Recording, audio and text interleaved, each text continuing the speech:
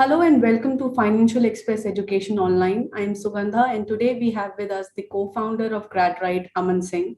First of all, a very warm welcome to you, Aman. My first question to you is, what is GradRight all about? If you could give us a brief overview of the company and how does it function? Well, thank you for the opportunity, Sugandha, and to your team for organizing this interaction. You could imagine GradRight as an ecosystem that brings together students, universities, and banks on the same platform. Okay. Which means students can make better choices of colleges. They can find the money for those colleges. Universities can find the most deserving students. Banks can find the most fundable students and universities. So the ecosystem makes all these three stakeholders very efficient at what they want to do. And in doing so, it is probably the first and only platform that connects these three stakeholders together in the world. Okay. And over the last 18 months or so, we have seen a lot of value being unlocked for students, banks, and now increasingly universities. So, Aman, if you could tell us what is the business model of the company? Is it B2B or B2C or both? So there are many unique aspects about this company, one of which is that it's very difficult to slot this company. Okay. Some people think we are in ed tech, but we don't teach anything to anybody, but we make education possible. Some people think we are fintech because we are helping students get the money. Right. For the lack of a better word, we are probably an ed fintech. But again, we don't educate anybody in that direct kind of format. So it's very difficult to slot us in that kind of bucket. So if you go to the B2B and B2C question, we are at the end serving students. To that extent, you could say we are a B2C. B2C, okay. But the SaaS platform that we have, which actually helps lenders do better, universities to enroll and admit students better, to that extent, it's a B2B. Okay. So the way to see us is a B2B2C. And that's the play of the intersection between what you could call as a B2B business model, yeah, and a B2C service model in a certain way.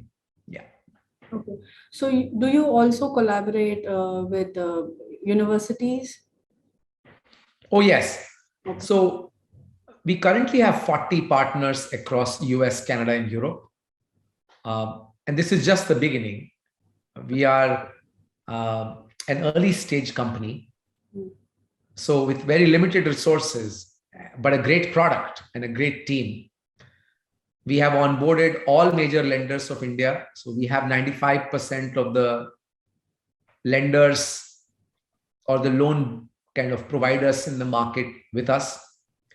We have some of the best universities in the world with us. Okay. And the product is extremely valuable for universities and banks to do their job well. And to that extent, we do have partnerships with universities and also with banks. Some of them are, domestic India-based lenders. Some of them are outside India, US, UK-based lenders, and they're all participating on the platform. Okay, so currently you are based in Delhi. Well, we are actually a US company. Our parent holding company is registered in Delaware. Okay. And the Indian subsidiary is based in Hyderabad and in Delhi. We have offices in 4 places: okay. Delhi, Calcutta, Bangalore, and Hyderabad. So we are a US company with a wholly owned subsidiary in India. Okay. So also I would like to know the user base with your platform in FY 2022. So We are currently at 30,000 students who have been serviced by us. We have been very careful in not onboarding users for the sake of numbers, or to just say that, okay, we have a couple of million users. We define our users as people who have actively participated in the process of finding loans or finding the right college. And that number is right now over 30,000. Okay. And if you could tell me the net profit in FY 2022. We have a financial year that runs from January to December because we are a US company with an Indian subsidiary. We expect to break even this year, which is 2022. I would say with close to $500,000 plus kind of margin, $500,000 on a large, I would say, significant operating base. And this will be probably one of the few occasions when a product company is breaking even purely by the merits of the value it adds to its customers, partners, and so on. So we are very focused on profitability. We have a positive unit economics, even as a tech product, which is not very common out there, at least in this place. So we are going to break even quite comfortably this year. And what about the profit and loss in the same period? So, like I said, we'll by the time we close the year, we would have made $500,000 of net profit. So, and what about FY23? Do you have any targets for FY23? Yeah, we are raising investments for the company, and we are close to forming that up in the next couple of weeks. Okay. So with those kind of investments, we are looking at a revenue of anywhere from $15 to $20 million next year. Okay. Are you also targeting to increase the user base in FY23? Absolutely. We'll at least grow by 3 to 4 times. We'll probably get to roughly 90,000 kind of number next year. The idea is never to increase the user base just for the sake of increasing the user base. Yes. It should make a lot of money for the firm and add value to the users. So we are not chasing user numbers. More than that, we are chasing the value created for the users, for our partners. So we don't obsess too much about just the user numbers. We do obsess about revenue. Yeah. We do obsess about adding value to universities and banks and whoever, whichever student comes on the platform. Right. So what is your, growth strategy to achieve that target? Well, I think there are multiple ways to get to that number of achieving our revenues. I think the heart of it lies in scaling up the India business, which means doing more with partners here, which is the bank partners and so on. We are also getting into the US market next year, and which means as early as Feb, we'll have a very strong team here taking the product to the US. So we are a product built in India, but it might be one of those few occasions when the product is getting launched in the US market within 1.5 years of its operations. So we will come to the US.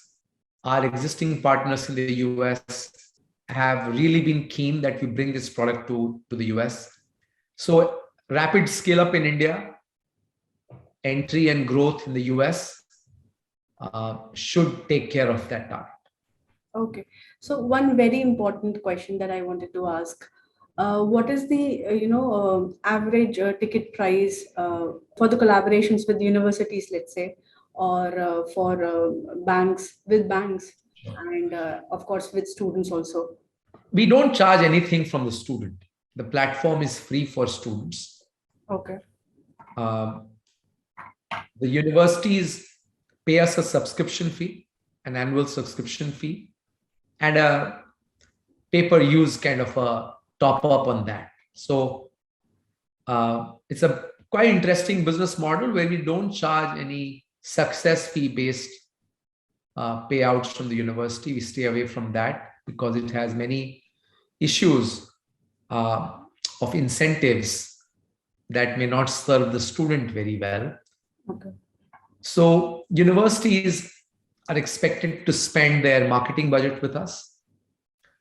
On the banks, for every successful disbursements, we take a fee from the bank, which could be anywhere from 1.5% to 3%. If you could give me a number, an average number. Yeah, average could be around $600. Okay. And from the universities, the subscription fee is around $30,000. So for each student, for each admission, right? No, it's not per student. Okay. It's per school. So if a university has 5 schools, for example, a school of business, a school of engineering, each school pays us a subscription fee of around $30,000 for coming on the platform. So also I wanted to know, is there any other announcement in the pipeline that we may hear in the near future? Yes, you will hear from us about a very significant fundraise for the company as a Series A capital. And I think that announcement should happen as early as, before the end of September. Okay. So that's all that I wanted to ask. It was really nice talking to you, Aman. Thank you for your time. Absolutely. Thank you for your time and attention.